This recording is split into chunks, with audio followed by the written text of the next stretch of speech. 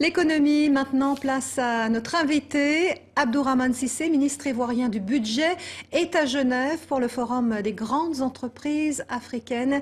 Il a accordé un entretien à Michel Serrouti. Abdourahmane Cissé, bonsoir. Vous êtes ministre du Budget en Côte d'Ivoire. Merci d'être avec nous ce soir dans le Journal Afrique. Je vous remercie. Vous participez à ce Africa CEO Forum à Genève. Qu'est-ce que vous êtes venu chercher pour votre pays dans ce forum? Il est assez important pour nous d'être présents sur tout ce qui se fait à l'international pour présenter la Côte d'Ivoire, présenter les opportunités d'investissement en Côte d'Ivoire, parler de l'ensemble des réformes que nous sommes en ce moment en train de mettre en œuvre. Donc ça permet de pouvoir échanger, partager les expériences, ce qui marche, ce qui ne marche pas, discuter avec le secteur privé à bâton rompu sur leurs demandes, leurs besoins, de sorte à pouvoir les attirer en Afrique et bien entendu en Côte d'Ivoire. C'est un grand chantier du gouvernement ivoirien que d'attirer des investisseurs étrangers. C'est un grand chantier du gouvernement ivoirien que d'attirer des investisseurs étrangers aujourd'hui pour relancer l'économie. On en est où de ce grand chantier, de ces grands travaux? Tout passe par les réformes pour pouvoir... Chantier de ces grands travaux. Tout passe par les réformes pour pouvoir attirer, mais aussi sécuriser les investissements des compagnies. À ce titre, nous avons fait énormément de réformes. Et cela se voit à travers le Doing Business, où nous avons gagné 30 places en 2 ans, de façon globale. Et lorsque vous regardez un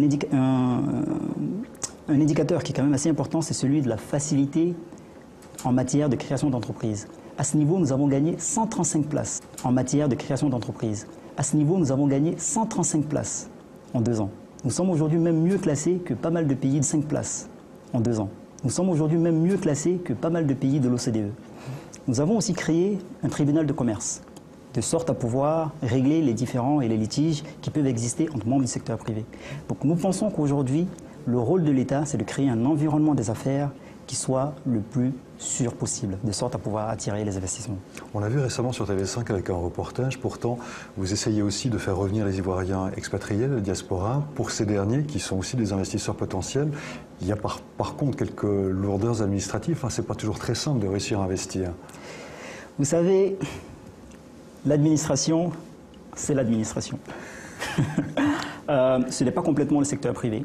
Et notre rôle aujourd'hui, c'est de nous rapprocher du secteur privé en matière de célérité dans le traitement des dossiers. Et c'est des démarches sur lesquelles nous réfléchissons afin de pouvoir créer l'environnement le plus propice au retour de la diaspora, que ce soit pour investir ou pour participer, comme moi je l'ai fait, au développement de notre pays. C'est une année électorale en Côte d'Ivoire que cette année, par le passé, ça a suscité quelques graves crises politiques. Comment est-ce que vous pouvez Comment est-ce que vous pouvez rassurer la diaspora ou les investisseurs? Nous avons au niveau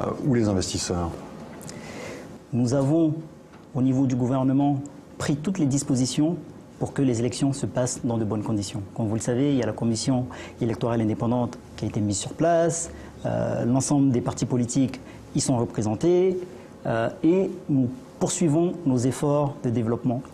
Il y a un chiffre qui est quand même assez intéressant, c'est le nombre d'entreprises qui ont été créées en 2015.